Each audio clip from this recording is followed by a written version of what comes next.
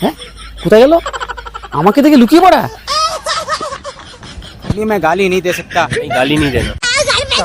चल दीदी वाह दीदी। नहीं नहीं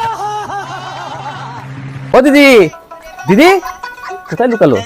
যেখানে লুকন, কিস্তি না নিয়ে কিন্তু আমি যাবো না বলে দিলাম।